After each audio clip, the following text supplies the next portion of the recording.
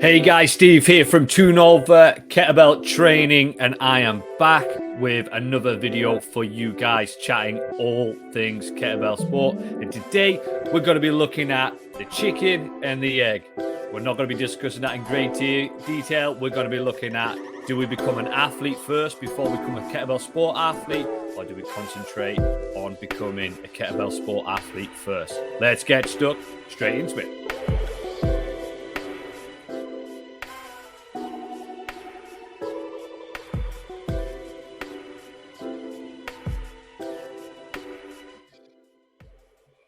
So guys, thanks very much for joining me for kind of a topic that I love to discuss. My background as an S&C coach and as somebody who loves sports performance all around, but also as a kettlebell athlete.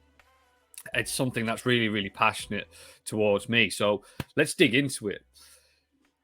It's a question that comes up in my mind frequently when I get joiners coming to my gym. So people that are relatively new to kettlebell sport, never done it, completely brand spanking new. And the questions that I always ask is, what is your sporting background? What is it that you've done before? What's your level of fitness? And I'll also ask this of kettlebell athletes as well when they come to online coaching or they come for training days at the gym, whatever it may be. I'll always try and explore that in greater detail. And the reason being is because when we look at the research and when we look at my experience with speaking to other coaches and everything else like that, it always comes back to, for me personally, we should always look to become more of a generalized athlete before we should start getting really, really specialized in kettlebell sport. And the reason for that is it allows you to have longer term success and progression in the sport. If your athletic potential has got a certain ceiling to it, i.e. your fitness levels, strength levels, mobility levels, etc., are kind of at a certain point, then when you are going to play your sport or get better in a sport, it doesn't have to be kettlebell sport for that matter. It could be any sport.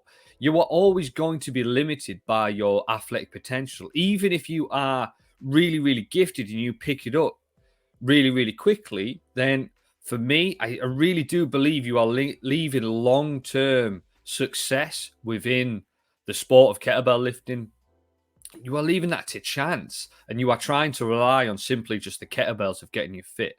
Now, I'm not saying that is everybody has to go down that route. You know, you could just use kettlebells. You could get into kettlebell training because you don't like any other form of training, and you could use it to get fit. And absolutely, it will get you fit. But if you've got aspirations of potentially going on to compete at a national level, an international level, then I would always recommend try and become a well-rounded athlete. And rather than me just saying, this is it, this is verbatim, I've got a few little studies that I want to share with you guys. So I'm just going to bring up, let's bring them on to screen.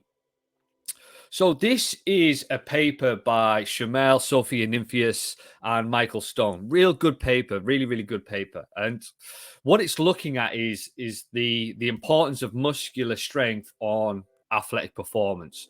So it looked at the levels of maximal strength and lower body strength and its impact on jumping, change of direction, sprinting, as well as all of these other athletic modalities that go into it. What makes up athletic performance, typically in an S&C world.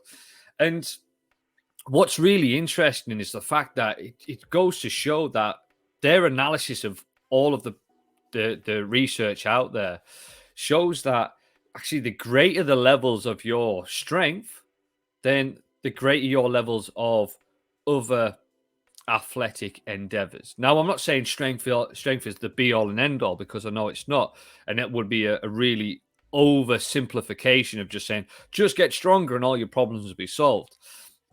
When it comes to sports performance and movement, there's a lot more to it. But as a general rule of thumb, if we look at this research here, we can kind of see that, right, half times body weight on back squat relative to your body weight, you kind of got a point of additional benefits. So being able to squat half times your body weight proficiently with good technique, you start to get a point of additional benefits.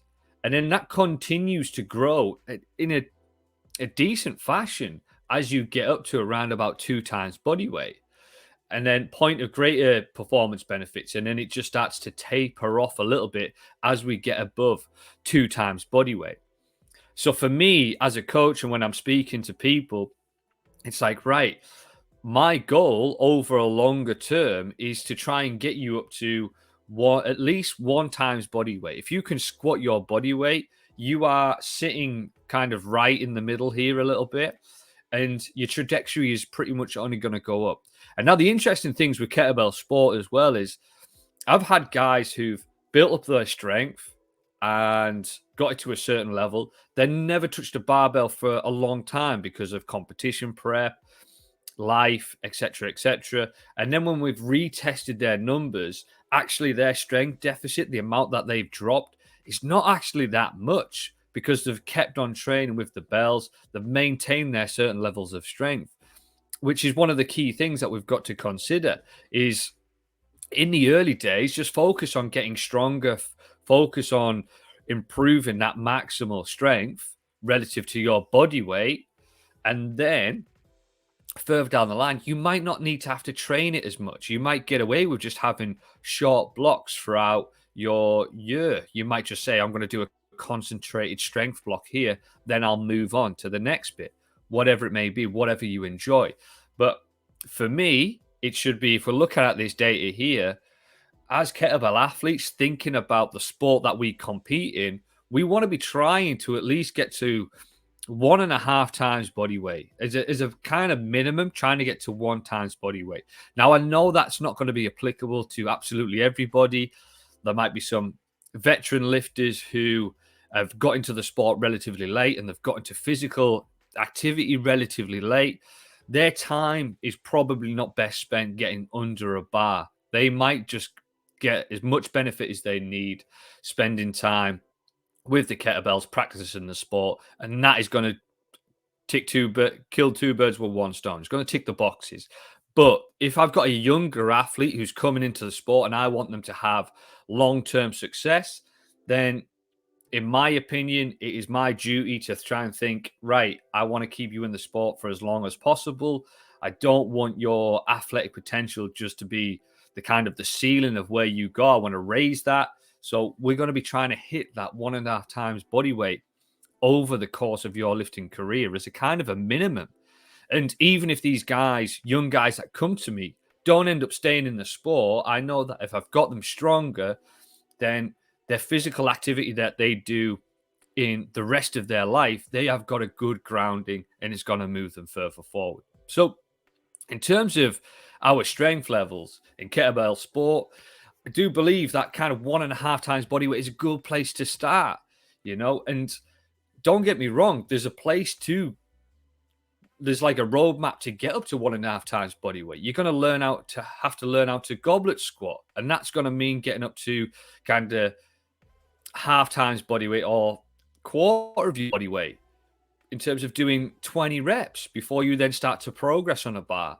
Then you're going to be moving on to potentially front squats before you even do back squats, depending on what your coach's methodology is. In my gym, I like to get guys strong on goblet squats first, being able to really demonstrate good squat patterns. Then we'll start to look at loading them in a variety of different ways, dependent on the athlete. And again, there's so many different things going on, but getting stronger will not kind of hold you back too much. It will actually help you in the long run, in my opinion. Next thing I want to kind of look at is, okay, so get stronger. I'm not saying go out there and become a power lifter and just focus on barbell back squat time and time and time and time again. Like I say, that's not just the role of athleticism. Being an athlete means being proficient in all varieties of different physical activity.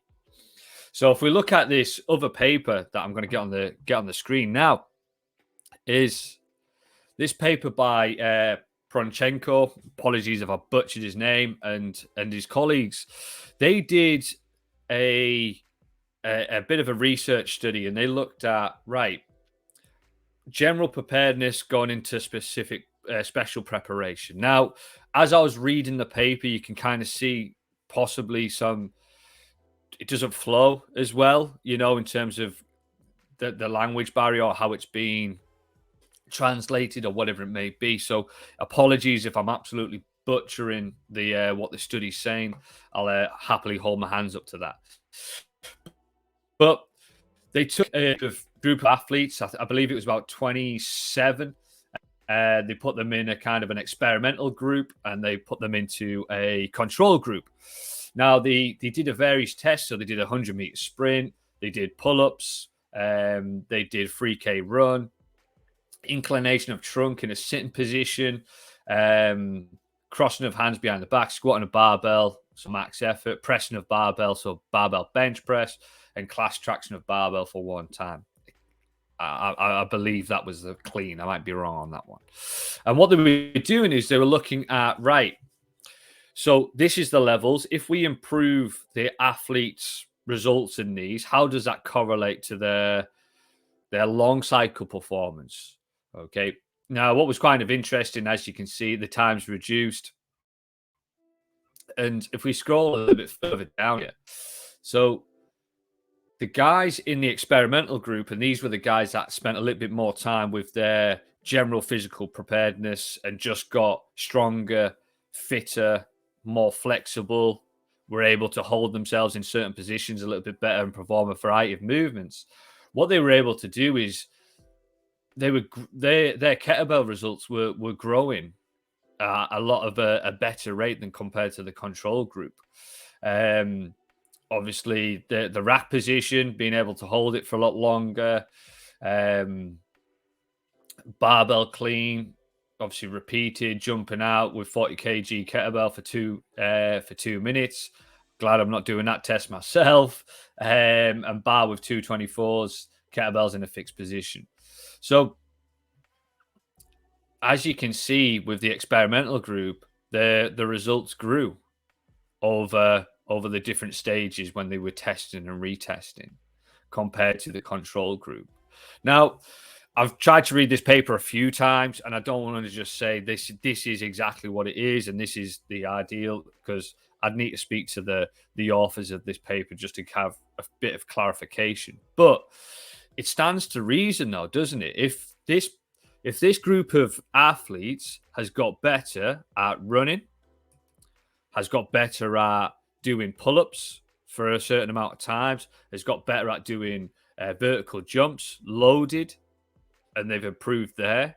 And if they've improved their 1 rep max squat, then it stands to reason that that is why their long cycle results has grown as well, because they are not limited by strength reserves, and they are not going to be diminishing in terms of their aerobic capacity. They're going to be able to sustain threshold for a lot longer, especially if you've ever done a 3K run as fast as you can. That is sitting at threshold, right? That is a tough one. So, and that's where it translates quite well into kettlebell sport. So it makes sense that if these guys just improve their aerobic capacity, improve their strength, improve their pulling strength and muscular endurance, their kettlebell sport numbers will grow, specifically in long cycle as well. And then the final one that I want to share, guys, is a recent paper, or a paper that I haven't come across until recently. And I just want to get the title of the paper up so you guys can check it out as well. And I'll put the links into these. I believe the importance of muscular strength on athletic performance. You have to buy that paper. I think you're able to get it through Stringer. 25 quid or something like that. I believe the others are open source, but I'll check before I put them on there as well. So the paper that I want to kind of share, and the final one, was a paper that was done out of Italy, I believe. It's Kettlebell Sport, Endurance Weightlifting, description and analysis of the performance model. Now, there wasn't a large amount of athletes within inside of this paper. So 4 athletes in total. But I think what's interesting is as you go through the paper, and I'll let you guys go your own time, extrapolate everything that you need to. But they were kind of looking at what was the physiological analysis of certain athletes when they were performing said tests and stuff as well. So if we go down to the conclusion, which I don't always recommend doing on papers, just FYI, but there's something that there was a bit on the last part of the paper that I really liked. And it's this bit here, and I'll highlight it. And if you can't quite see it, then I'll read it out. But to paraphrase Marty Gallagher in the article, New Wine, Old Bottles, it can be said that the system is between two worlds, strength training and cardiovascular training. It's neither pure strength training nor pure cardiovascular training. The kettlebells are between two worlds and create a compromise, taking possession of the gray area between the two disciplines. So, what does that say to me? Well, if it's sat right in the middle, then what do you need to do? You need to become a specialist generalist. And what I mean by that is you need to be pretty good in all areas to succeed in kettlebell sport. So we need to be powerful. So we need to have good jumping skills and good power skills. Why? Well, kettlebell sport is power endurance in certain movements. We also need good levels of mobility and flexibility. Why? Because it's about economy. So we need to be able to get ourselves in the most efficient movement patterns we can. We need to have good levels of strength. Why? Because we're stood there for 10 minutes with potentially two 32 kilogram kettlebells, so 64 kg, pushing us into positions which are not favorable over the long term. If we are strong enough to stand there and hold them, then we are going to be in a position where we can send the kettlebells up a lot better, which again is going to pay dividends further down the line. And also the key thing with all of this, and I should have mentioned it in the athletic performance one, is they show that the higher levels of strength, the lower the chance of injury rate. And this is a key thing with kettlebell sport because you are getting exposed to high amounts of load, high volume. Kettlebell sport is a volume sport. So you are going to be lifting for multiple repetitions time and time again. And to get good results, you need to spend time under the bells, which means you have to accrue a lot of volume. There's going to be a lot of time under the bells. And anybody who's done any sort of volume type sports, running, endurance-based sports, typically you will start to break down closer till you get to the competition as your volume grows. So by being stronger, it means that we can tolerate higher loads. We can potentially get ourselves in more favorable positions, so we're not breaking down when we're giving ourselves exposure to these, and we're not kind of going to be mechanically inefficient whilst the body is chasing metabolic efficiency.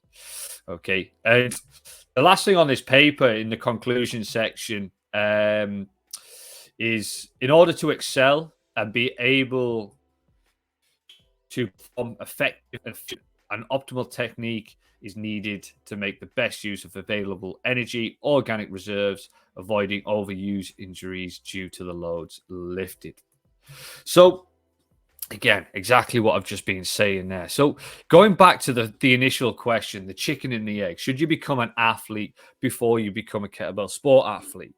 And I think when I take into consideration, one, my experience, but two, the literature and the research out there, it kind of makes sense. Just become a specialist generalist. So become a well-rounded athlete. So build trunk strength, build your mobility, build a good aerobic base. I'm not saying you have to learn to go out there and run a marathon, but having a good cardiovascular base is going to help you in an endurance sport. It's kind of the two go side by side.